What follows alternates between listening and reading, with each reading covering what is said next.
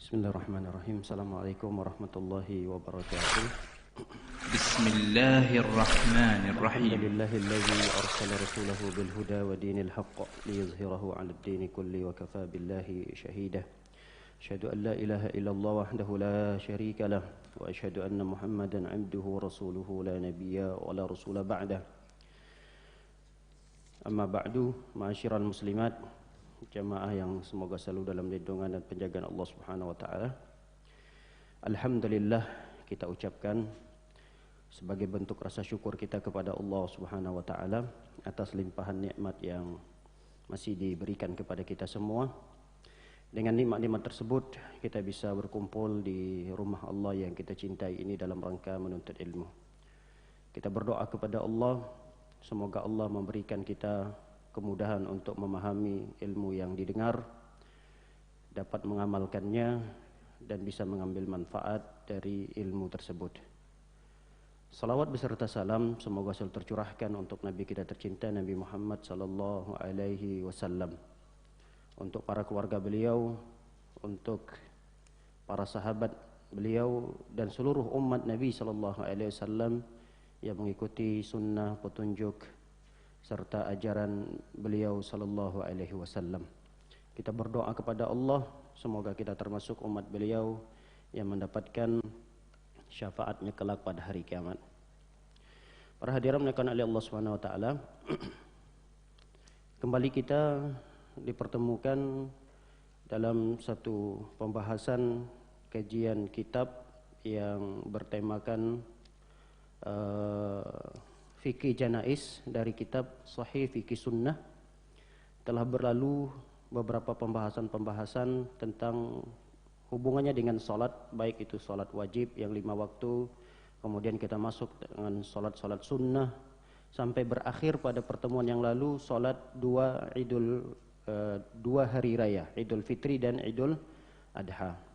Insyaallah kita akan masuk pada pembahasan salat, yang salat ini tidak ada ruku, tidak ada sujud, tidak ada duduk di antara dua sujud.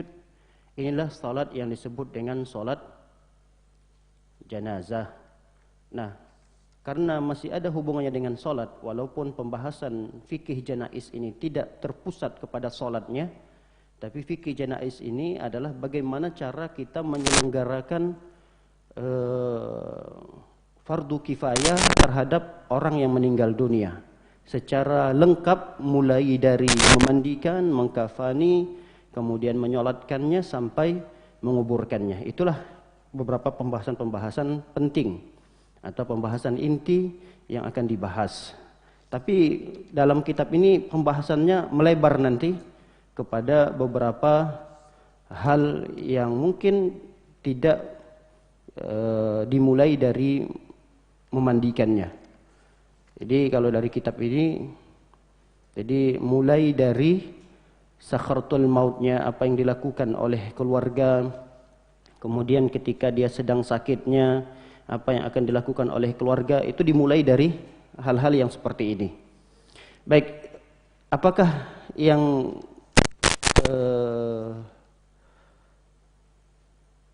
terakhir ada yang masih ingat ibu-ibu? Saya lupa, ada beberapa kajian yang hampir mirip dengan pembahasan ini, tapi saya lupa di pembahasan ini atau kita sampai mana? Apa Bu?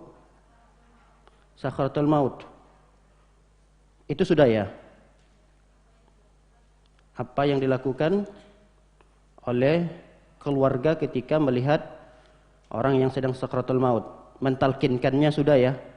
Kemudian menghadapkan ke arah kiblat sudah. Menghadapkan orang yang sakit itu di arah kiblat.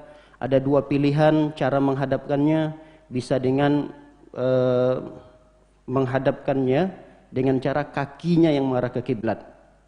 Kakinya yang mengarah ke kiblat, sehingga kalau dia disenderkan bantal 2 atau 3, itu otomatis wajahnya menghadap ke arah kiblat. Atau dengan cara yang kedua, jadi kakinya itu diarahkan ke arah sana mana? Selatan. selatan ya. Kemudian kepalanya ke arah utara. Kemudian kepalanya itu kalau dia misalnya badannya yang sebelah kanan dijadikan bagian bawah, maka dia akan menghadap ke arah kiblat.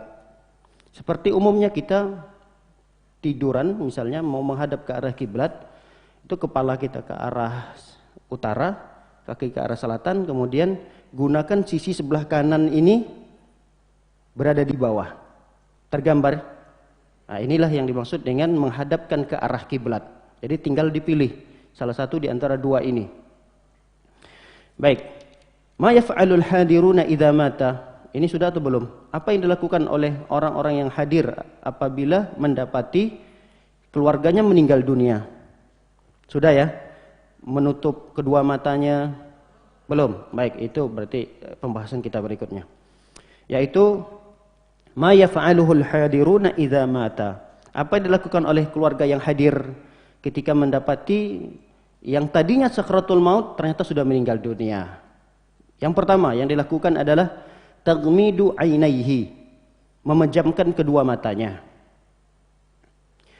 Umumnya orang meninggal dunia itu bola matanya terbuka. Kenapa terbuka?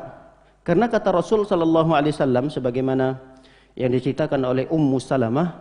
Ummu Salamah pernah mendapati Rasul masuk menjenguklah, niatnya membesuk, ternyata mendapati Abu Salamah sudah meninggal dunia.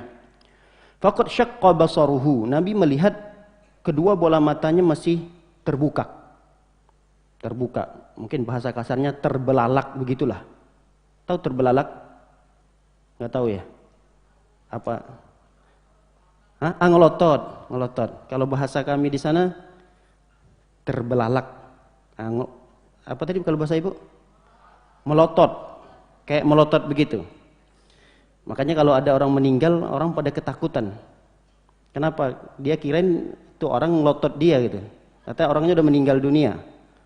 Baik. Apa kata Rasul sallallahu alaihi wasallam? Innar ruh idza qubida tabi'ahul basar. Kata Nabi, ruh itu apabila berpisah dari jasadnya, ternyata prosesnya itu dari bawah dulu. Dari kaki, kemudian paha, kemudian perut, kemudian paru-paru, ini jantung udah nggak berfungsi lagi. Tinggal nanti sampai ke kerongkongan. Jadi ini mulai itu kalau ada orang yang pernah berpengalaman, mungkin ibu-ibu sekalian, ngerasain kakinya udah dingin, perutnya udah dingin, tapi masih ada nafas satu-satu yang keluar dari itu, udah tinggal dikit lagi tuh berarti ruhnya, tinggal dikit lagi ruhnya dicabut dari sini, dari ubun-ubunnya di sini ditarik. Nah itu tergantung orang yang sedang dicabut ruhnya itu, tergantung orang tersebut di dunianya seperti apa. Kalau dia orang soleh, berarti proses perpisahan antara roh dengan jasad itu akan diberikan kemudahan oleh Allah.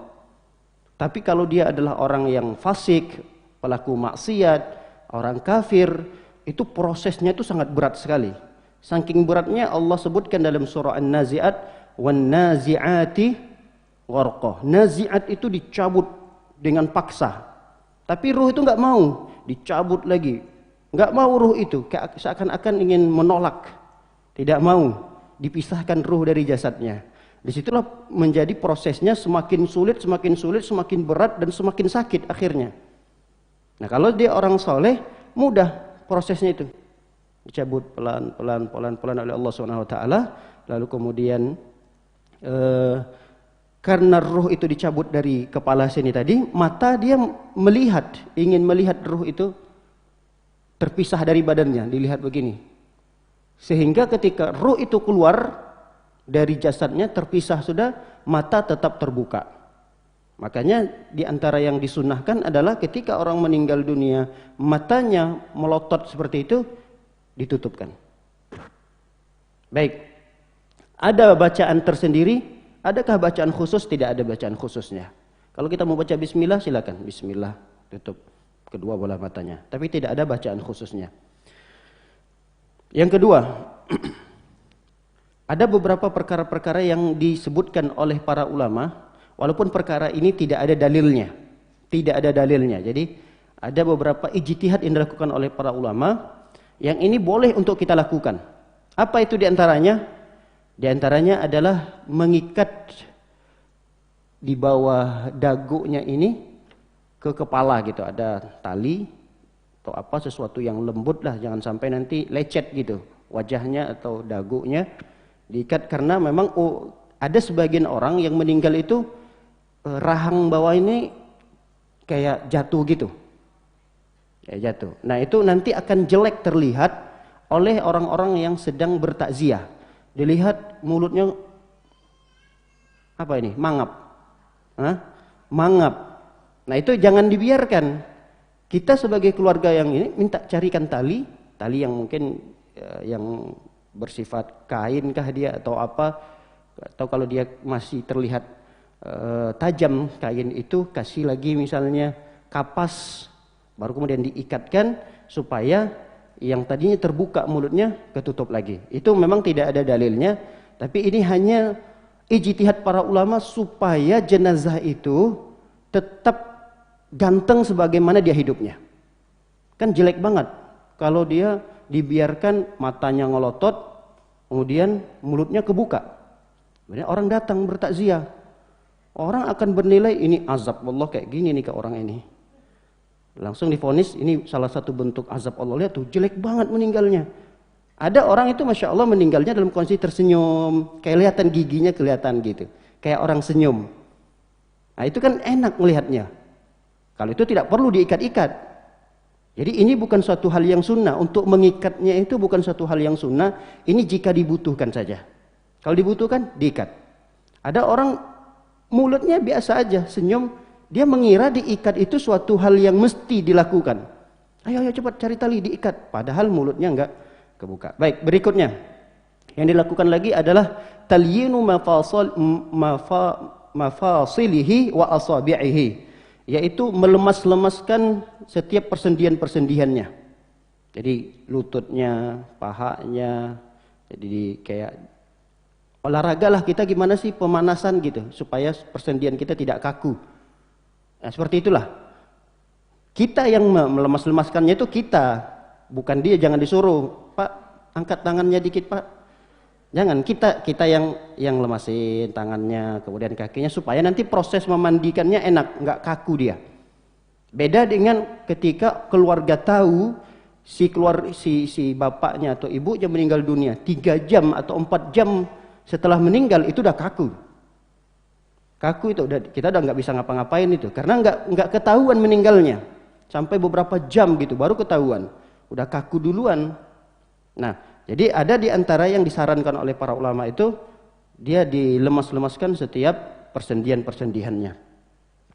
Kemudian yang berikutnya khal'us siyabihi.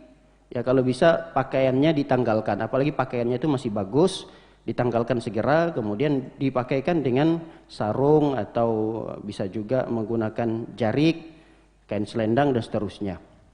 Kemudian yang berikutnya an yudha'ul mayyit 'ala sarir. Letakkan jenazah tadi, mayat tadi itu di atas dipan supaya tidak langsung ke lantai, karena itu mungkin ada hal-hal yang akan menjadikan jenazah itu cepat rusaknya, atau dia akan mudah dijangkau oleh serangga. Jadi tempatkan dia di tempat yang tinggi, tidak langsung mengenai lantai. Berikutnya adalah meletakkan sesuatu yang berat di atas perutnya. Kalau ini juga dibutuhkan. Sesuatu yang berat, benda berat, letakkan di atas perutnya. Tapi jangan yang 100 kilo, sampai ada yang 200 kilo, enggak. Ini jika dibutuhkan. Karena kita melihat kok perutnya mengembang. Mungkin angin atau apa masih, ini takutnya dia terus membesar perutnya. Jadi ini fungsinya supaya perutnya itu tidak membesar, tidak mengembang perutnya. Ini juga kalau dibutuhkan. Tapi ini jarang sekali, saya melihat ini jarang sekali. Baik, kita lanjutkan.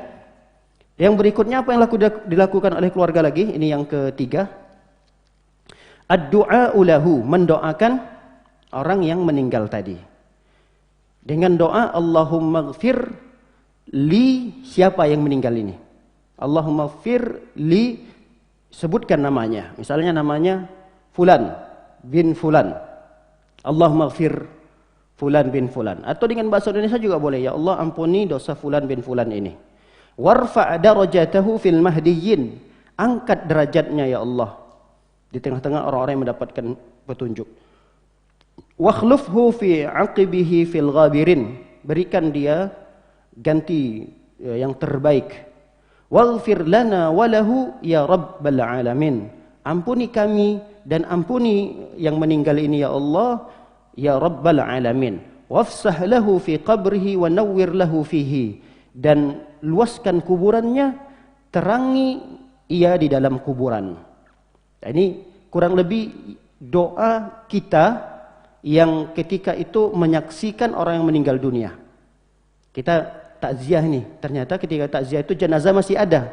Nah kita boleh masuk melihat kepada jenazah tersebut, lalu kemudian dengan membacakan doa tadi ini. Kalau kita tidak hafal doa ini, karena jarang murojaah, kan jarang kan ya? Gak tahu apa ibu-ibu sering tiap hari baca doa ini? Yang tiap hari aja kadang-kadang kita lupa gitu, apalagi yang sebulan sekali juga belum tentu ada orang meninggal. Sudah kita hafalin ini, tapi nggak pernah dibaca-baca. Nah kan berarti sering kita lupakan doa ini. Berarti bisa diganti dengan bahasa Indonesia Ustaz? Bisa, tidak ada masalah. Silahkan dengan bahasa Indonesia. Ya Allah ampuni Bapak Fulan ini. Ya Allah ampuni Ibu Fulan ini. Angkat derajatnya ya Allah. Berikan ganti keluarganya dengan yang lebih baik lagi. Ya Allah ampuni kami, ampuni dia. Lapangkan kuburannya, terangi cahaya di dalam kuburannya. Inilah kurang lebih doa yang dianjurkan untuk dibaca bagi orang-orang yang ada di sekitar jenazah tersebut. Dia melihat ada orang meninggal di situ, bacakan doa ini. Kenapa dianjurkan ini dibaca oleh orang-orang yang hadir di situ? Karena malaikat-malaikat masih banyak di sekitar itu. Masih banyak malaikat-malaikat. Karena proses pencabutan nyawa ini kalau kita bahas panjang sekali hadisnya. Ini mungkin ada sesi tersendiri. Hadis yang diriwayatkan oleh sahabat Nabi Al-Barra bin Azib. Itu panjang sekali prosesnya. Kemudian diturunkan oleh Allah SWT malaikat yang begitu banyak sekali jumlahnya. Saking banyaknya malaikat itu sejauh mata memandang. Dan malaikat ini sudah membawa kain kafan dari surga. Kalau dia orang soleh, dibawa kain kafan dari surga, dan kain kafannya ini dibaluri dengan minyak parfum yang begitu wangi. Baru kemudian nanti malaikat maut turun. Setelah nanti rapi yang jumlah malaikat begitu banyak tadi, baru malaikat maut turun di situ mencabut. Jadi sebelum datang malaikat maut, malaikat-malaikat yang jumlahnya begitu banyak tadi sudah siap duduk di sekitar situ. Makanya ketika proses itu selesai, kita melihat seorang itu sudah meninggal dunia, jangan mengucapkan kata-kata yang buruk, terutama keluarga. Apa kata Rasul sallallahu alaihi wasallam? La tad'u ala anfusikum illa bi khair. Kalian jangan mendoakan yang buruk pada diri kalian sendiri. Ketika baru saja ada orang meninggal di situ, jangan sekali-kali kita mengucapkan kata-kata buruk apalagi untuk diri kita sendiri. Misalnya kita katakan, ya Allah, kenapa ibu saya? Kenapa tidak saya saja dulu ya Allah? Ini ucapan baik atau buruk ini? Buruk, jangan diucapkan, apalagi yang keburukan itu ditujukan untuk kita sendiri. Kenapa ucapan ini tidak boleh? Fa innal malaikata yu'minuna ala ma taqulun. Karena malaikat-malaikat akan mengaminkan apa yang kita ucapkan. Makanya hati-hati. Ucapan-ucapan keluarga yang mungkin sebagai bentuk tidak terimanya dia terhadap ibunya atau ayahnya atau anaknya yang dia cintai meninggal dunia, keluar kata-kata yang tidak baik itu, khawatir itu menjadi doa dan diaminkan oleh para malaikat. Baik, yang berikutnya. Yang keempat. Taghtiyatu jami'i badanihi bithaubin. Menutup seluruh tubuhnya, seluruh badannya dengan pakaian. Jadi kalau ada pakaian yang panjang sekaligus bisa ditutupkan ke badan orang yang meninggal tadi, itu bagus. Karena itulah yang dilakukan oleh Aisyah ketika Nabi SAW meninggal dunia. Nabi diselimutkan atau ditutupkan dengan satu selimut atau satu pakaian yang dia berwarna hitam. Dia berwarna hitam. Ya kalau kita disesuaikan aja, mau warna putih boleh, mau pakai selendang jarik yang batik misalnya, silahkan. Yang penting tertutup seluruh tubuhnya. Baik, itu diantara yang dilakukan. Yang kelima, al-mubadaratu bitajhizihi wa ikhrajihi. Disegerakan untuk penyelenggaraannya, disegerakan. Berarti disegerakan untuk memandikannya, disegerakan untuk mengkafaninya, disegerakan untuk menyolatkannya dan menguburkannya.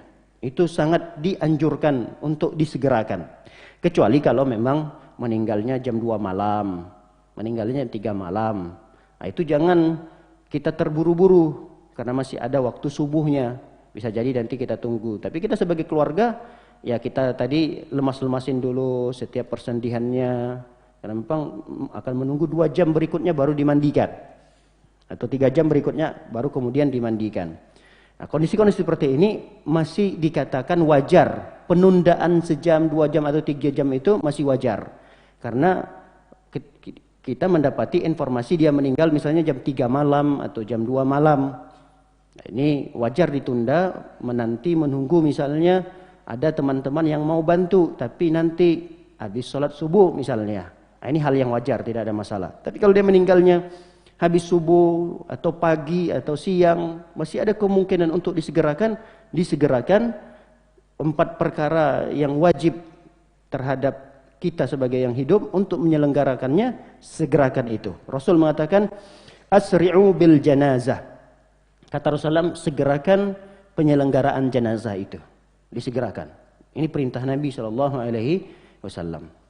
Baik, tapi penyegeraan di sini jangan sampai hak-hak jenazah itu terkurangi. Jangan sampai tidak terpenuhi secara sempurna hak jenazah yang meninggal dunia. Baru kemarin saya ikut menyolatkan jenazah. Belum lama. Kemarin atau 2 hari yang lalu lah. Kemarin kayaknya. Nah, saya sayangkan itu adalah cara menyolatkannya itu. Saya sayangkan sekali. Terutama di takbir yang ketiganya. Takbir ketiga itu kan kita baca doa. Doanya itu lumayan panjang loh. Saya baru sampai apa tuh doanya yang ketiga? Allahumma firlahu warhamhu wa'afihi wa'fu anhu wa akrim nuzulahu. Udah berpindah takbir yang keempat. Padahal masih panjang lagi doanya. Bahkan yang terakhir yang itu yang paling penting doanya itu. Agar dimasukkan ke dalam surga dan terlindung dari azab kubur dan azab neraka. Itu kan penting sekali. Terus kita bisa tambahkan lagi Allahumma fsah lahu qabrahu wa nawwir lahu fihi. Itu kan bisa kita tambahkan lagi. Ya Allah, lapangkan kuburannya, terangi kuburannya. Bisa kita tambahkan lagi, ya Allah, jadikan kuburannya Allahumma ja'al qabrahu raudatan min riyadil jannah. Jadikan kuburannya menjadi taman dari taman surga. Saya baru baca Allahumma firlahu warhamhu wa'afihi wa'fu anhu, udah pindah Allahu akbar. Ini tidak benar. Perbuatan seperti ini tergesa-gesa. Ini bukan menyegerakan. Ini namanya tergesa-gesa. Tergesa-gesa dalam pelaksanaan sholat ini beda dengan menyegerakan. Yang diperintahkan oleh Rasulullah adalah menyegerakan pelaksanaannya. Sholat, ayo kita segerakan. Kalau sudah siap untuk disolatkan, segerakan disolatkan. Cuma bukan artinya kita harus tergesa-gesa. Allahu Akbar, Al-Fatihah, saya belum sampai walad dhalin, sudah selesai. Allahu Akbar, takbir yang kedua. Sayang sekali. Nah, itulah yang saya ingin tekankan di sini. Perlu digarisbawahi, menyegerakan ini bukan artinya tergesa-gesa dalam setiap proses memandikannya, tergesa-gesa. Ayo cepat mandiinnya. Kemudian mengkafaninya juga asal-asalan, yang penting cepatnya. Ini berbeda dengan yang dimaksud oleh Nabi sallallahu alaihi wasallam. Bisa dibedakan ini? antara tergesa-gesa dengan menyegerakan? Insya Allah bisa. Ini suatu hal yang berbeda sekali. Tergesa-gesa dan menyegerakan itu suatu hal yang dua hal yang tidak sama, dan jangan diartikan menyegerakan dengan tergesa-gesa. Baik, ini yang paling penting lagi nih, yang poin nomor 6. Al-mubadaratu ila qada'i dainihi. Bersegera untuk melunasi hutangnya. Bersegera untuk melunasi hutangnya. Jadi kalau kita punya keluarga meninggal dunia, kalau bisa hutangnya itu dibayarkan sebelum memandikannya, bagus. Kalau bisa lagi sebelum disolatkan, si mayit tadi kalau dia punya hutang, selesaikan hutangnya sebelum disolatkan. Kalau kita kan umumnya akan menyelesaikan hutang piutang itu kapan? Setelah dikuburkan. Kadang-kadang mungkin setelah 3 hari. Karena memang ini masa apa namanya? Masa bergabung. Misalnya 3 hari. Hari pertama, hari kedua, hari ketiga. Baru kemudian hari keempat sudah mulai tenang. Baru kemudian mencari informasi kepada teman-teman ayahnya misalnya. Apakah ayah ini punya hutang? Kami sebagai ahli waris siap untuk melunasi hutang tersebut. Ini kalau bisa jangan seperti itu. Kalau bisa sebelum dimandikan, tahu kita ayah meninggal udah. Yang pertama sekali diantaranya yang kita lakukan adalah hubungi keluarga-keluarga yang lain, teman-temannya. Selain kita menginformasikan ayah saya meninggal dunia, tolong kalau ayah saya punya salah dimaafkan. Kalau dia punya hutang, segera laporkan kepada kami. Seringkali yang kita dapatkan dari keluarga apa?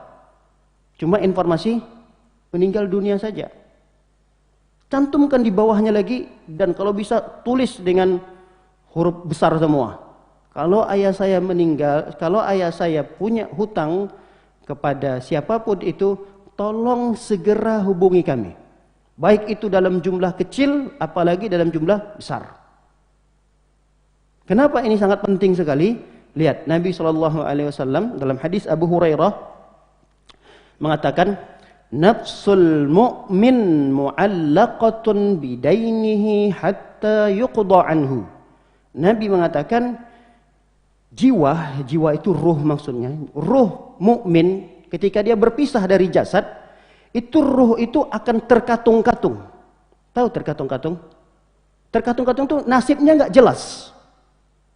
Itu namanya terkatung-katung. Kalau namanya istri nasibnya terkatung-katung, itu maksudnya diceraikan enggak, dikatakan status dia masih istri juga enggak. Inilah disebut dengan mu'allaqah. Mu'allaqah itu terkatung-katung. Nah, kok jadi kita bahas istri? Kita bahas ini lagi, kembali kepada ini lagi. Apa tadi ini? Aduh. Nafsul mu'min mu'allaqah. Kita bahas ruh. Kita bahas ruh. Kita kok bahas jasadnya, kita bahas ruhnya tadi ini. Ruh seorang mukmin itu akan terkatung-katung, enggak jelas dia. Apakah dia ini mendapatkan nikmat kubur atau mendapatkan azab kubur? Yang sayangnya adalah kalau dia orang soleh. Ini orang baik, semasa hidupnya Masya Allah. Rajin ngaji, rajin sholat malamnya, rajin puasa sunnahnya. Infaknya tidak hitung-hitungan. Ini kan orang soleh banget nih. Kalau perempuan soleha sekali nih ibu ini. Nah, kesolehannya tadi itu tentu akan berbuah pahala yang begitu besar. Ketika dia meninggal dunia, yang akan menemani dia siapa? Di alam barzakh. Suaminya. Mungkin suaminya bikin tenda di situ. Bawa kasur, dia nemanin istrinya yang sudah meninggal dunia. Apa pernah terjadi seperti itu? Pernah ada dengar seperti itu? Enggak bakalan. Suaminya bisa jadi alhamdulillah ya Allah. Bisa jadi, tapi bukan suami ibu-ibu. Kalau suami ibu-ibu Masya Allah, soleh-soleh semua. Tapi di sebagian sana dia ada senang sekali. Kenapa? Karena istri saya ini udah 2 minggu, 3 minggu sakit-sakitan, nyusahin saya terus. Bisa jadi begitu. Nah, yang menemani kita kalau udah meninggal dunia ya amalan kita. Ketika kita punya amalan yang sudah menumpuk kita kumpulkan di dunia ini, ternyata dia terhalangi untuk dinikmati hanya karena hutang. Bayangkan kalau sehari dibiarkan tidak dibayar-bayar, 2 hari dibiarkan nggak dibayar-bayar, masuk hari ketiga dibiarkan juga sama ahli warisnya, nggak dilunasi hutang itu, kasihan sekian hari ini dia tidak bisa mendapatkan kenikmatan dari apa yang sudah dia tanam di dunia. Kasihan. Makanya Rasulullah SAW sangat memperhatikan dengan perhatian yang begitu besar terhadap hutang bagi orang yang meninggal dunia. Baik. Kapan dia bisa menikmati amalan-amalan tersebut? Hatta yuqda anhu, sampai hutang itu dilunasi. Kalau sudah dilunasi dan dibayar, baru kemudian dia bisa menikmatinya. Dalam hadis yang lain, hadis Salamah bin Al-Aqwa, diceritakan ketika itu didatangkan kepada Nabi jenazah. Jadi tiba-tiba jenazah itu didatangkan, diminta kepada Nabi SAW untuk disolatkan. Apa kata para sahabat ketika membawa jenazah itu? Ya Rasulullah, salli alaiha. Wahai Rasulullah, tolong solatkan nih jenazah. Maksudnya Rasul diminta jadi imam. Ya Rasulullah, tolong solatkan jenazah ini. Apa jawaban Rasul SAW atas permintaan itu? Hal taraka alaihi dainan? Apakah jenazah yang akan kita solatkan ini dia punya hutang? Apakah dia masih punya hutang? Lalu kemudian para sahabat menjawab, qalu na'am. Sahabat-sahabat yang ngantarin tadi, ya Rasulullah, masih punya hutang. Qala hal taraka min syai'? Nabi pun bertanya, apakah dia punya aset untuk dibayarkan dari hutangnya tadi? Qalu la. Para sahabat menjawab, dia enggak punya aset ya Rasulullah. Jadi meninggal dalam kondisi tidak meninggalkan harta warisan. Yang ditinggalkan hutang. Harta warisnya enggak ada untuk menutupi hutangnya tadi ini. Sahabat pun menjawab, ya Rasulullah, dia enggak punya aset untuk kita bayarkan hutang ini. Qala sallu ala sahibikum. Kalau begitu kalian saja yang menyolatkannya, kata Rasulullah. Nah, ini jawaban Rasulullah. Maksudnya apa? Rasul tidak mau menyolatkannya. Yang meninggal ini siapa? Ini Rasul. Berarti orang di sekitar Rasul ini siapa? Sahabat. Ada yang meragukan kesolehan sahabat? Gak ada. Ini orang soleh loh ini yang meninggal dunia ini. Tidak ada di antara kita yang bisa mengalahkan kesolehan sahabat Nabi SAW. Tidak ada di antara kita yang bisa mengalahkan imannya para sahabat. Apalagi para sahabat itu melihat Nabi, menyaksikan bagaimana perjuangan Nabi, susah payahnya Nabi dalam berdakwah. Mereka juga merasakan itu. Ini orang soleh sekali. Tapi apa kata Nabi? Kalian saja yang nyolatin. Saya enggak mau, begitulah bahasa kasarnya. Saya enggak mau nyolatinnya. Kalian saja yang nyolatinnya. Masya Allah, orang soleh sampai sedemikian ditahzir kalau bahasa kita. Diberikan peringatan oleh Rasulullah SAW. Kepada kita yang masih hidup tentunya ini. Peringatan itu kepada kita yang masih hidup. Hati-hati. Jangan sampai kita meninggal dunia masih punya hutang. Karena ini perkara yang sangat besar sekali. Ma taraka alaihi dainan, hal taraka alaihi dainan, ditanya oleh Nabi SAW. Nabi pun mendapatkan informasi bahwa dia tidak bisa lagi membayarnya. Lalu kemudian Nabi, kalian yang menyolatkannya. Masya Allah, ada salah seorang sahabat yang bernama Abu Qatadah. Abu Qatadah ini, dia yang menjamin hutang itu saya yang bayar. Ya Rasulullah, saya yang akan bayar hutang ini. Saking pengennya sahabat tadi, Rasul yang menyolatkan atau Rasul ikut menyolatkannya. Rasul ikut mendoakan jenazah ini. Kata Abu Qatadah, ya Rasulullah, salli alaihi wa alayya dinahu. Rasulullah, tolong solatkan dia, hutangnya saya akan bayar. Fasalla alaihi, baru kemudian Nabi menyolatkannya. Artinya, untuk jaminan hutang ini kalau belum bisa terbayarkan sebelum dikuburkan, tidak ada masalah. Tapi kita sebagai keluarga langsung menjadi penjaminnya. Saya ahli waris yang menjamin ayah saya meninggal dunia ini punya hutang, kami akan bayar. Apalagi orang tua ini punya aset, masih punya rumah, masih punya ini, punya itu. Dijual itu semua, misalnya untuk bayar hutang, tidak ada masalah. Biarlah ahli waris tidak mendapatkan harta warisan dari ayah yang meninggal dunia, yang penting hutangnya terbayarkan dan terlunaskan. Baik, ini perkara yang sangat penting sekali yang ditekankan oleh para ulama bagi orang yang meninggal dunia. Sampai poin ini diletakkan paling akhir oleh penulis di poin yang nomor 6. Supaya ini menjadi suatu perkara yang paling kita ingat dari poin-poin yang tadi kita sebutkan. Sekarang kita masuk pada subjudul yang berikutnya. Ma yajuzu lil hadirina wa ghairihim tijahal mayyit. Apa yang boleh dilakukan oleh keluarga yang hadir atau siapa saja yang hadir? Ini yang boleh berarti. Kalau boleh itu boleh dilakukan, boleh juga tidak dilakukan. Karena ini perkara boleh. Yang pertama yang boleh dilakukan itu kashfu wajhihi wa takbilihi. Yang pertama adalah membuka wajahnya. Tadi kan disunahkan ditutup seluruh badannya kan ya. Itu sunnahnya ditutup. Nah, ada orang yang hadir misalnya ingin melihat wajahnya, dibuka sama dia wajahnya, kemudian dia cium wajahnya tersebut. Boleh, tidak ada masalah. Tidak mengapa. Cuma yang menjadi persoalan yang ciumnya ini siapa? Nah, itu aja yang menjadi persoalannya. Jangan pula yang ciumnya ini mantannya. Waduh, ini bahaya. Enggak, ini tidak ada cerita mantan. Maksudnya yang menciumnya ini kalau jenazahnya laki-laki, berarti yang menciumnya adalah laki-laki. Paham ini? Jika yang jenazahnya laki-laki, berarti yang menciumnya laki-laki. Kalau perempuan ya perempuan, kecuali mahramnya. Laki-laki, kok yang cium perempuan? Oh, itu putrinya, itu istrinya, itu tidak ada masalah. Tiba-tiba ujuk-ujuk datang perempuan yang meninggal laki-laki, nggak ada yang tahu, nggak ada yang kenal. Tiba-tiba dia sedih, menangis, dia buka wajahnya, dia cium. Oh, rupanya istri keduanya tidak ketahuan sama keluarga. Bisa jadi itu terjadi loh. Nggak tahu kalau ibu pernah dengar itu nggak? Pernah terjadi seperti itu. Kaget semua orang. Ini siapa ini? Ada, jangan cerita itu kita. Kita lanjutkan yang keberapa sekarang? Yang kedua. Al-buka'u 'alal mayyit ma lam yakun mashuban bis-siyah wal 'awil wat tasakhut wal latam wa nahwiha. Yang kedua yang boleh dilakukan adalah menangis. Boleh menangis. Kan ada sering kali saya dapatkan pertanyaan. Bukan pertanyaan, bahkan pernyataan keluarga, hati-hati loh. Nanti kalau mau ciumnya jangan sampai jatuh air mata kan gitu, sampai dia diusap-usap dulu air matanya baru diciumnya. Sebenarnya tidak masalah menangis di hadapan orang yang meninggal dunia, lalu kemudian nggak tertahan lagi ternyata air matanya menyentuh orang yang meninggal tadi. Emang dia kenapa? Apa air itu mengandung unsur panas sehingga membakar wajahnya? Enggak.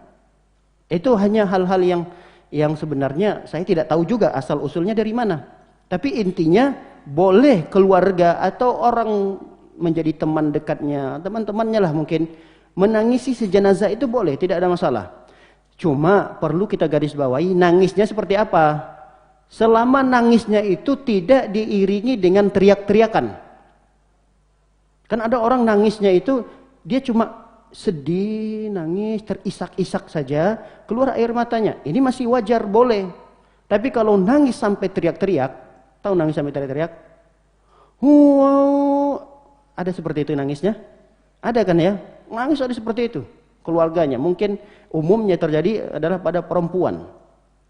Pada perempuan biasa begitu. Nggak tahu itu nangis benaran atau cuma memang suaranya aja yang kencang, air matanya nggak keluar. Ada orang air matanya keluar, tapi nggak ada suaranya.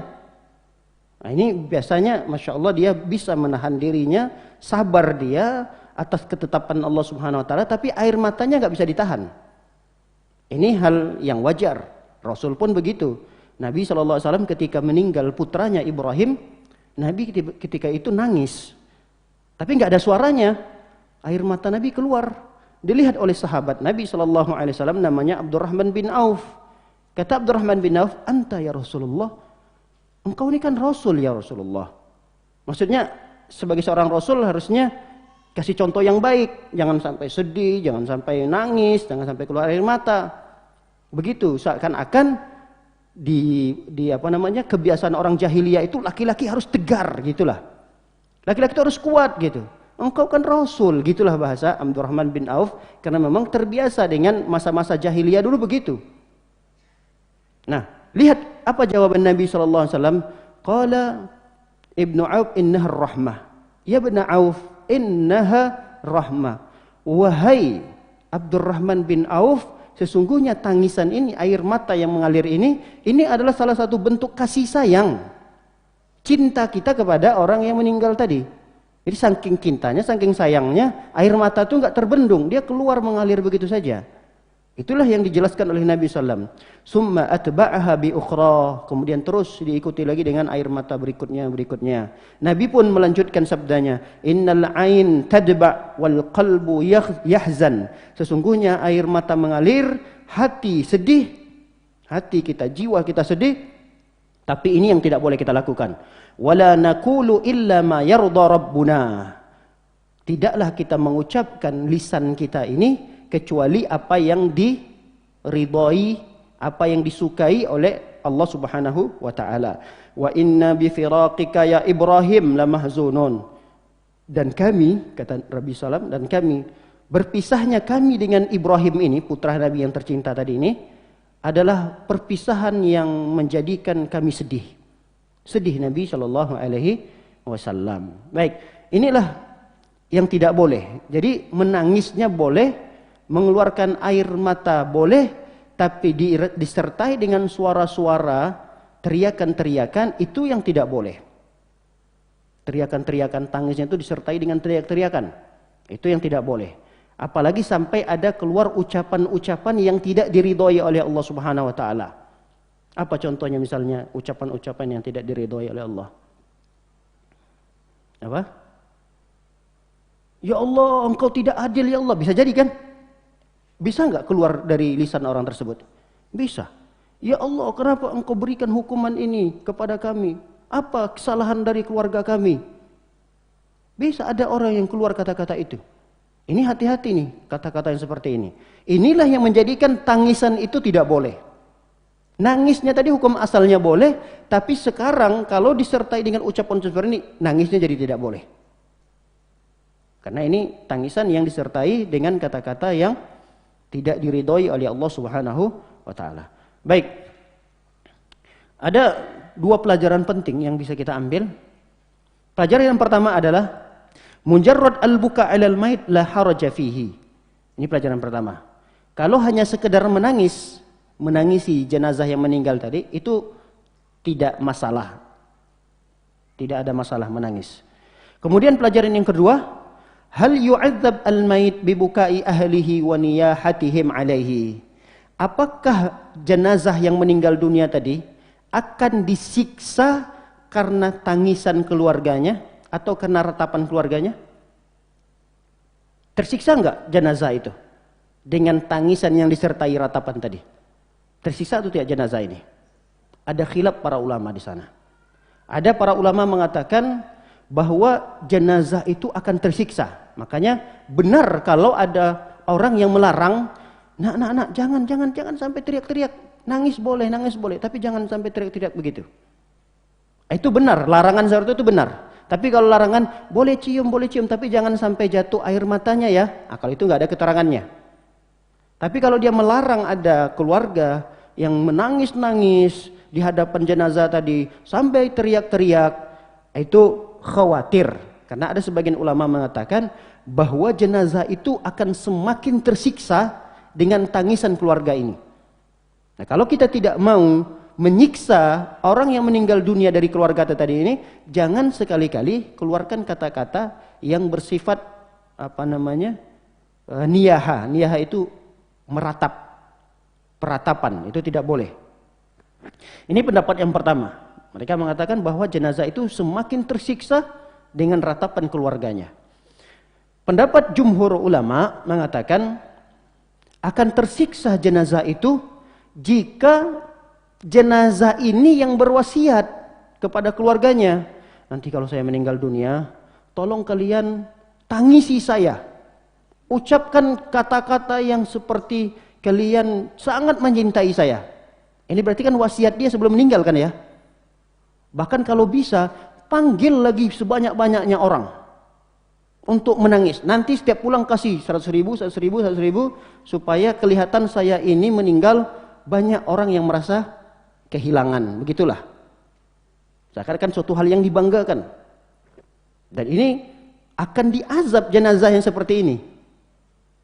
Semakin diazab, semakin banyak yang meratapi dia, semakin banyak yang menangisi dia karena wasiatnya tadi, semakin dia diazab oleh Allah SWT, semakin dia tersiksa. Baik, ada pendapat yang ketiga. Pendapat yang ketiga ini, si jenazah itu akan diazab karena tangisan dan ratapan keluarganya kalau yang meninggal ini tidak mengajarkan kepada keluarganya. Jadi kalau yang meninggal dunia ini siapa nih? Orang tuanya, bapaknya, ibunya. Ini ternyata ketika meninggal orang tuanya, anaknya nangis-nangis, meratap-ratap anaknya. Nah, ini orang tua akan tersiksa. Kenapa orang tua ini akan tersiksa dengan tangisan anaknya itu? Ternyata semasa hidupnya orang tua tidak pernah memberikan pelajaran ilmu agama kepada anaknya. Anaknya sampai nggak tahu bahwa meratap itu tidak boleh. Dan ketidaktahuan anaknya ini karena kelalaian orang tua. Dan orang tua yang seperti ini akan disiksa oleh Allah Subhanahu wa taala karena tangisan keluarganya tadi. Inilah hati-hati. Kita sebagai orang tua jangan sampai kita meninggal dunia bukan malah mendapatkan pahala dari anak-anak kita, bukan mendapatkan istighfar mereka dari mereka untuk kita yang meninggal dunia, tapi malah keberadaan mereka di dunia semakin menyiksa kita di alam barzakh. Nauzubillah. Inilah yang disebut oleh Rasulullah orang yang mandul. Pernah suatu ketika Nabi SAW bertanya kepada para sahabat, "Ma ta'udduna fikum ar-raqub?" Kata Nabi bertanya kepada para sahabat, tahu nggak kalian apa itu orang yang mandul? Kira-kira ibu jawabnya apa? Orang mandul itu apa sih? Hah? Orang yang nggak punya anak kan? Sama, jawaban sahabat juga begitu. Ketika itu sahabat mengatakan, ya Rasulullah, mandul menurut kami yang terjadi di sekitar kami, kalau sudah dikatakan mandul, dia nggak punya anak, nggak bisa melahirkan. Entahkah itu penyakitnya ada di istri atau di suami. Yang penting kalau sudah divonis mandul, mereka nggak akan punya anak. Itu mandul ya Rasulullah. Kata Rasulullah, bukan. Mandul yang sesungguhnya itu bukan dia tidak punya anak. Dia punya anak, tapi dia tidak memberikan sesuatu kepada anaknya ini. Paham maksudnya? Inilah mandul yang sungguhnya. Ada orang, suami istri, anaknya itu 10. 10 diberikan oleh Allah. Ini banyak atau sedikit 10 ini? Banyak. Tapi orang tuanya bisa dianggap mandul. Kapan orang tua ini dianggap mandul? Ketika 10 anaknya tadi ini pusat perhatiannya hanya kepada kesuksesan dunia. Gimana agar anak saya yang 10 ini dia masuk ke universitas yang bergengsi? Bagaimana kalau sudah tamat dari sana dia akan bekerja di perusahaan-perusahaan besar? Dia menjadi orang sukses, dia menjadi orang yang beruang. Bisa jadi itu yang menjadi fokus tujuan daripada orang tuanya tadi. Sehingga ketika meninggal dia, ayahnya tadi atau ibunya meninggal ini, anak yang 10 ini nggak tahu mau ngapain. Kenapa? Karena sholat nggak pernah diajarin. Jangan kata untuk baca Al-Quran. Suruh baca Iqra 1 aja dia nggak bisa. Na'udzubillah. Ini orang tua mandul ini. Iqra aja anaknya nggak bisa baca, apalagi suruh baca Quran. Ini orang tua seperti ini hati-hati. Walaupun dia punya anak di dunia ini, tapi dia yang disebutkan oleh Nabi SAW mandul yang sesungguhnya. Kenapa? Dia meninggal dunia nggak pernah dapat transferan pahala. Seakan-akan dia nggak punya anak. Padahal 10 anaknya. Karena fokusnya apa? Bagaimana 10 anak saya ini jago matematikanya, bisa hafalan fisika, jago ininya, bahasa Inggrisnya lancar, ini begini-begini, semuanya dunia. Tapi sholat 5 waktunya tidak pernah dikontrol. Ini kan bahaya orang tua seperti ini. Nah, makanya nasihat kami, jangan kita menjadi orang tua yang mandul. Punya anak, tapi malah memberikan, mengirimkan buat kita dosa demi dosa, azab demi azab setelah kita meninggal dunia. Harusnya ya ketika kita meninggal dunia yang kita dapatkan adalah pahala yang disebut dengan amal jariyah. Karena kita sudah tidak beramal lagi, tidak bisa beribadah lagi kalau sudah meninggal dunia. Cuma 3 hal ini yang akan bisa melanjutkan. Apa yang pertama disebut oleh Nabi? Sedekah jariyah. Sedekah kita. Yang kedua adalah ilmu yang kita ajarkan. Yang ketiga inilah yang kita harapkan ada pada anak dan cucu kita. Apa itu? Anak yang soleh. Anak yang soleh ini tidak mesti harus jadi ustadz. Mestikah anak soleh jadi ustadz? Enggak. Anak yang soleh ini dia bisa baca Quran, jaga sholat 5 waktu. Ternyata dia menjadi direktur di perusahaan. Jadi anak soleh itu dia nih. Soleh. Dunia dia dapat, akhirat dia dapat. Ini yang kita maksud, yang dimaksud oleh Nabi SAW. Dan inilah perjuangan kita sebagai orang tua, atau sekarang ini mungkin ada di antara kita yang sudah menjadi mbah, ada yang sudah dipanggil nenek, dipanggil eyang, mungkin ada di antara kita.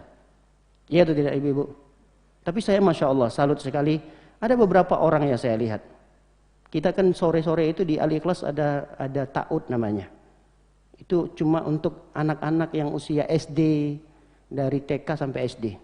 Saya melihat ada beberapa jamaah itu, dia rajin sekali nganterin cucunya.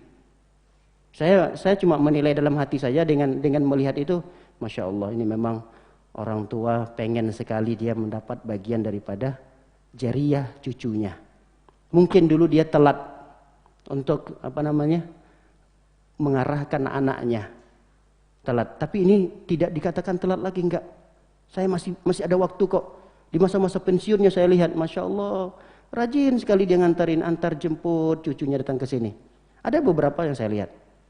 Ada yang dari Citra yang saya lihat, ada yang dari Buana, ada yang dari Asri saya lihat, Masya Allah, rajin sekali. Cucunya yang diantarin sama dia. Mungkin orang tuanya kerja ya, ada alasan kenapa. Bahkan ada yang saya lihat tuh saya kenal sekali dari sana itu, ngantarin cucunya ke sini. Ya Allah, dari dekat Tugu Bambu sana. Saya tidak sebutkan nama, ada dari Tugu Bambu, jauh. Dia datang ke sini nganterin cucunya. Ini yang dimaksud oleh Nabi SAW tadi, anak dan cucu itu akan bisa memberikan pahala yang terus mengalir kepada kita yang meninggal dunia. Mungkin kita saat ini anak kita dulu tidak terlalu perhatian kita terhadap pendidikan agamanya. Karena kita belum perhatian juga terhadap Islam ketika itu. Yang kita menjadi perhatian kita adalah dunia-dunia, sehingga anak kita kearahin sana semua. Sehingga udah telat, nyuruh sholatnya ada susah Ustadz. Memang salah saya sih Ustadz dari dulu. Ya sudah, kalau memang itu penyesalan yang baik buat ibu, alhamdulillah. Masih ada waktu.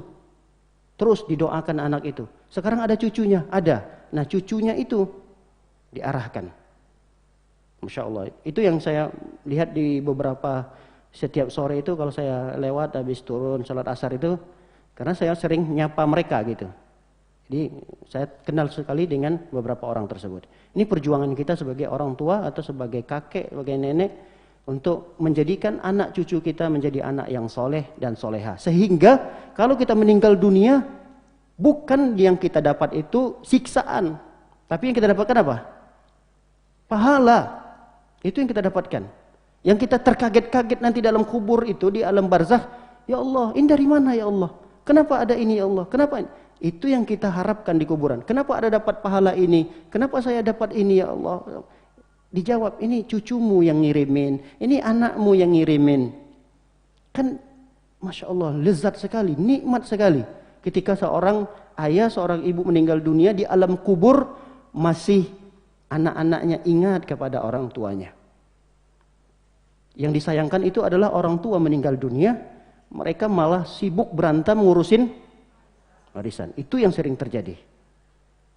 Sampai lapor-melapor, sampai penjara memenjarakan, dan seterusnya. Padahal ini kakek, ini adik, ini abang, masih satu darah daging gitu. Yang disibukkan adalah urusan warisan. Itu yang banyak terjadi. Tapi kalau anak udah dididik soleh dan soleha, bahkan mereka, ayo kita urusin segera secara syariat. Mereka sudah tahu agama. Tidak ada istilah saling iri, dengki. Karena memang aturan syariat kalau meninggal dunia, begini cara pembagiannya. Jadi nggak ada istilah melapor, saling memasukkan ke dalam penjara dan seterusnya. Nah, ini hanya terjadi pada anak-anak yang ditinggalkan tidak dibekali ilmu agama. Baik, jadi kita kajinya kemana-mana jadinya nih. Sampai di mana tadi lagi? Sampai mana tadi? Oh ya, sampai seorang jenazah itu akan semakin diazab oleh Allah Subhanahu wa taala ketika keluarganya meratap, menangis diiringi dengan ratapan tadi. Baik, yang berikutnya ma yajibu. Sekarang apa pula yang wajib? Kalau tadi kita bahas apa yang boleh, sekarang apa yang wajib dilakukan oleh keluarga yang meninggal dunia. Yang pertama yang wajib dilakukan adalah as-sabru wal istirja'u war ridha bi qada'illah. Bersabar, itu yang pertama dilakukan. Bersabar, kemudian istirja. Apa istirja? Istirja itu kalimat inna lillahi wa inna ilaihi raji'un. Itu namanya kalimat istirja. Sama seperti kalimat istighfar. Apa itu istighfar? Ayo ibu-ibu istighfar. Apa itu? Astagfirullah. Jangan nanti ayo ibu-ibu istighfar. Istighfar. Bukan begitu. Maksudnya diajak istighfar itu mengucapkan astagfirullah. Sama seperti kalimat ayo ibu-ibu kita bertahmid. Apa itu tahmid? Mengucapkan alhamdulillah. Itu istilah-istilahnya. Nah, kalau inna lillahi wa inna ilaihi raji'un, apa tadi istilahnya? Istirja. Baik. Yang wajib dilakukan adalah bersabar mengucapkan istirja, dan yang berikutnya adalah ridha terhadap ketetapan Allah Subhanahu wa taala. Dan ini nanti 3 perkara ini dicantumkan oleh Allah Subhanahu wa taala dalam surah Al-Baqarah ayat 155 sampai 157. Nanti bisa dibaca sendiri Ibu sekalian. Kita ingin menyingkat waktu, nanti silahkan baca firman Allah Subhanahu wa taala ini yang di situ kita diperintahkan untuk bersabar, untuk mengucapkan innalillahi wa inna ilaihi raji'un, dan tetap harus ada dorongan pada jiwa kita untuk memaksakan diri agar menerima dan ridha terhadap ketetapan Allah Subhanahu wa taala. Jangan disalahartikan sabar. Ada orang sabar itu ketika sudah tidak bisa ngapa-ngapain lagi. Ini namanya menyerah. Sehingga terjadi di zaman Nabi Shallallahu Alaihi Wasallam ada seorang ibu, ini lagi-lagi memang perempuan agak lebih ujiannya agak lebih berat kalau dalam masalah ini. Makanya di zaman Rasul terjadilah suatu peristiwa di mana seorang ibu ditinggal mati anak yang dia cintai. Sampai anak itu dimakamkan di kuburan, dia masih tetap menangis seorang ibu tadi ini. Karena mungkin sayang sekali sama anaknya ini. Setelah anaknya dikuburkan selesai, dia masih di situ sambil nangis-nangis. Lewatlah Rasul sallallahu alaihi wasallam. Lewat Rasul pun memberikan nasihat. Apa kata Rasul sallallahu alaihi wasallam? Ittaqillah wasbiri. Wahai perempuan, tingkatkan ketakwaanmu kepada Allah dan bersabarlah. Apa jawaban perempuan ini? Tahu jawaban perempuan ini? Ilaika anni. Ini kalimat, kalau udah ilaika anni, ini bahasa Arab. Ilaika anni, pergi kamu jauh-jauh. Diusir. Pergi kamu jauh-jauh. Padahal Nabi tadi ngomong apa? Apa kata Nabi SAW? Sebelum sabar apa? Tingkatkan ketakwaan. Ayo takwa kepada Allah, tingkatkan ketakwaan lagi, lebih taat lagi pada Allah Subhanahu wa taala, dan bersabar, kata Nabi SAW. Mendengar ucapan itu, kata-kata itu, dia enggak terima, diusir. Pergi kamu dariku. Kenapa? Fa innaka lam tusab bi musibati. Karena kamu belum mengetahui bagaimana perasaanku ketika ditimpa musibah ini. Saya yang merasakan ini, bukan kamu. Kamu ya bisalah mengatakan sabar ya. Saya yang merasakannya. Begitulah kurang lebih bahasa kita. Tapi bahasanya lebih singkat. Saya aja yang lebih panjang menerjemahkannya. Fa innaka lam tusab bi musibati. Kamu belum merasakan apa yang saya rasakan. Pergi. Walam ta'rifuhu. Ternyata si perempuan ini enggak tahu siapa yang nasehatin tadi. Setelah itu datang orang nyamperin si perempuan tadi. Katakan sama perempuan itu, apa katanya? Innahun nabi. Itu tadi yang belakang, si laki-laki tadi. Itu nabi loh. Kaget dia. Ternyata yang diusirnya siapa? Nabi Muhammad sallallahu alaihi wasallam. Fa'atat an-nabi falam tajid 'indahu bawabin. Lalu kemudian dia tergesa-gesa mencari Nabi. Dia mau datangin Nabi. Di mana Nabi? Tidak dia dapatkan Nabi di pintu gerbang pemakaman itu atau apalah gitu. Faqalat. Lalu kemudian setelah dia ketemu dengan Nabi sallallahu alaihi wasallam, dia minta maaf. Apa katanya? Lam a'rifka ya Rasulullah. Tadi saya enggak sadar kalau yang mengucapkan itu engkau ya Rasulullah. Saya enggak tahu ya Rasulullah. Apa kata Nabi sallallahu alaihi wasallam? Nabi enggak marah-marah. Kurang ajar kamu ya, saya Nabi nih. Kamu usir ya. Enggak marah-marah Nabi sallallahu alaihi wasallam. Tapi Nabi mengatakan innamas sabru 'indas sadamatil ula. Nabi mengatakan, wahai perempuan, ketahuilah sabar itu adalah ketika hantaman musibah yang pertama sekali. Jadi kapan kita menghadirkan kesabaran itu? Kapan? Ketika musibah itu pertama sekali menghantam kita. Disitulah kita harus bersabar. Ada orang kehilangan HP. Ini musibah atau bukan musibah? Musibah. Dia kehilangan HP. HP-nya HP terbaru lagi. iPhone yang terbaru apa ibu-ibu? Enggak tahu ibu-ibu? Ah, sama kalau begitu. Saya kira tahu tadi. Anggaplah sekarang yang terbaru Samsung yang harga 20 jutaan. Yang bisa dilipat itu lagi. Masya Allah. Hilangnya di masjid. Dia marah-marah. Yang dimarahinnya siapa? Petugas masjidnya. Panitianya, marbotnya. Masa kalian nggak lihat sih, orang saya sehari 2 jam di sini tadi ada HP itu. Saya kajian loh tadi. Yang dimarah-marahin. Nah, ketika dia cari, tolong ada CCTV nggak ini? Ada CCTV nggak?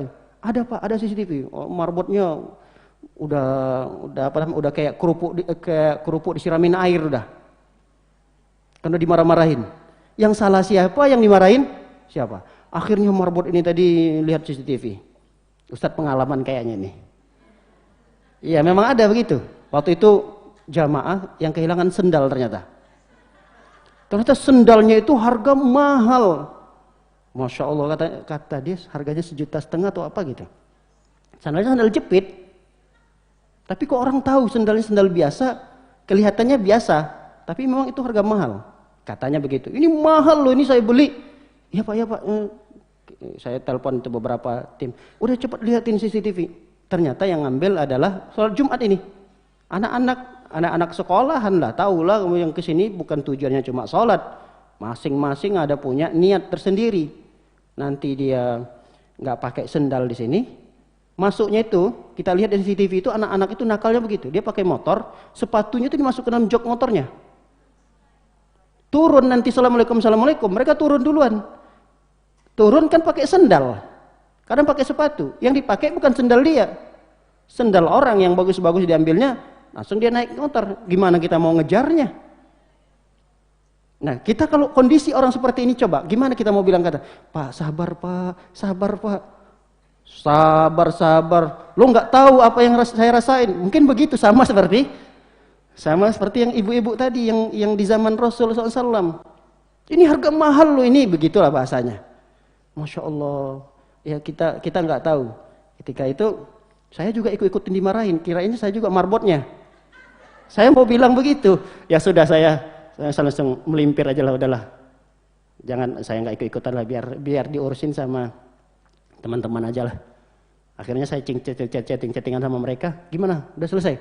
Udah Ustaz, dalam kondisi dia, ya sudahlah. Gimana lagi? Sabar aja lah udah. Nah, di sini baru saya paham ternyata orang itu mengatakan kata sabar sudah telat. Dan kata sabar yang seperti ini, kira-kira orang ini disebut penyabar atau tidak? Hah? Enggak. Yang dikatakan sabar tadi itu kapan dibutuhkan sabar tadi itu? Hah?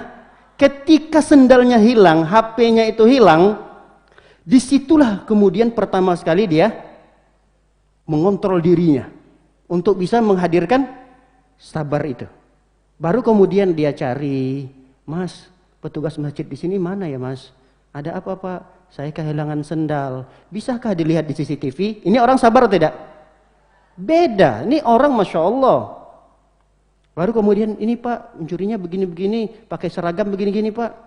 Oh, udah nggak mungkin lagi ya kita tahu ya. Oh, nggak bisa Pak, kita nggak tahu ini dari sekolah mana. Nggak tahu Pak. Ya sudahlah. Nah, kalau yang orang kedua ini kira-kira beda nggak sama orang pertama tadi? Beda. Nah, itu menghadirkan rasa sabar itu mudah atau susah? Hah? Coba ibu-ibu lah, saya tanya ibu-ibu. Mudah atau susah?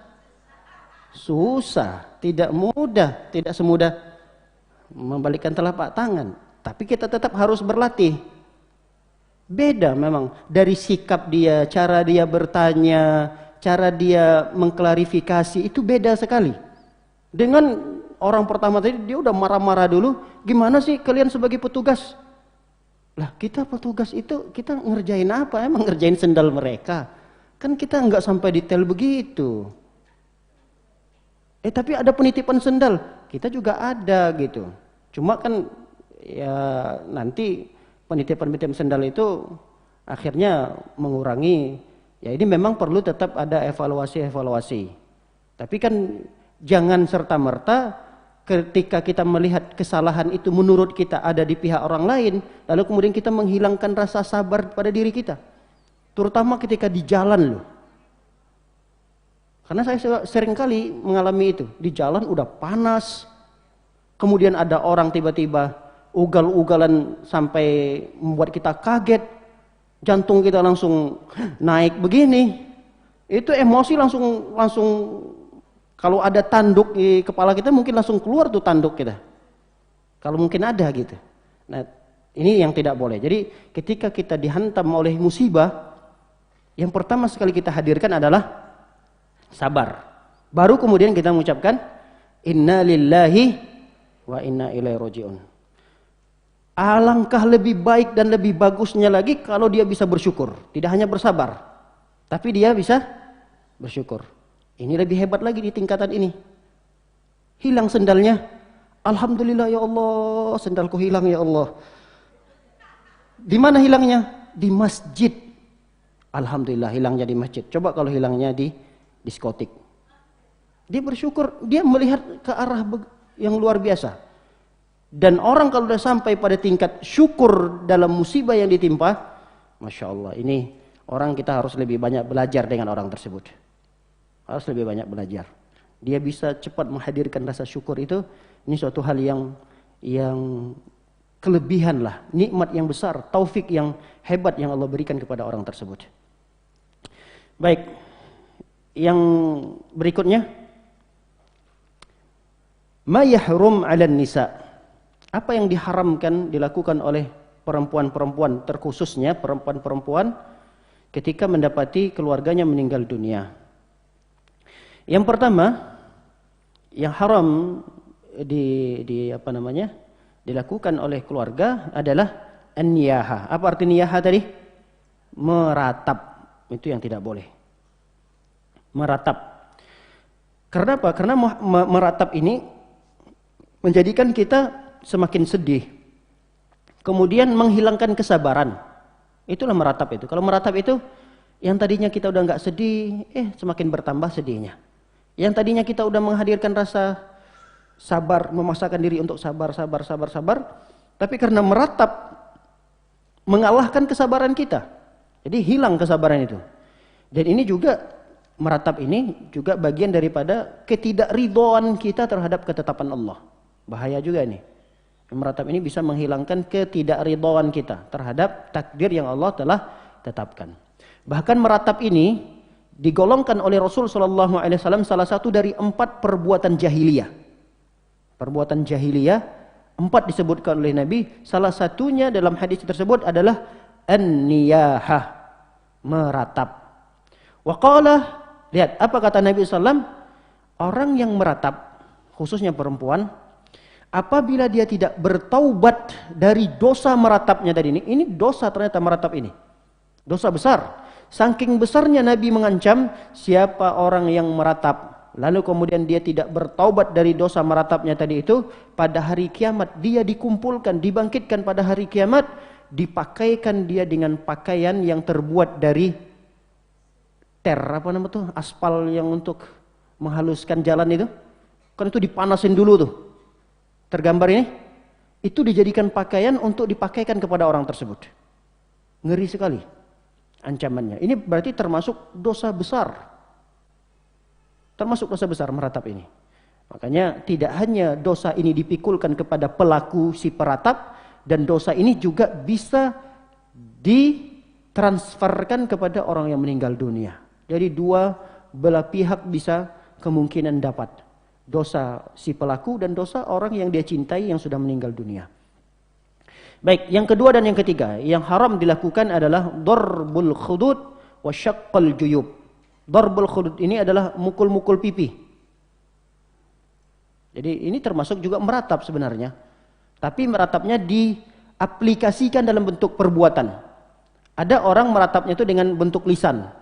Meratapnya dalam bentuk lisan, ngoceh-ngoceh, ngomong-ngomong kemana-mana, teriak-teriak dia. Ini juga bagian dari meratap. Tapi ada bagian meratap yang dia wujudkan dalam bentuk perbuatan. Dia tidak terima ayahnya meninggal dunia, ibunya atau anaknya meninggal dunia. Dia tampar-tamparkan dirinya, seakan-akan dia merasa bersalah. Dia tampar-tampar dirinya. Atau wasyaqqal juyub, dia sobek-sobek bajunya. Dia sobek-sobek bajunya, dia sobek saku bajunya.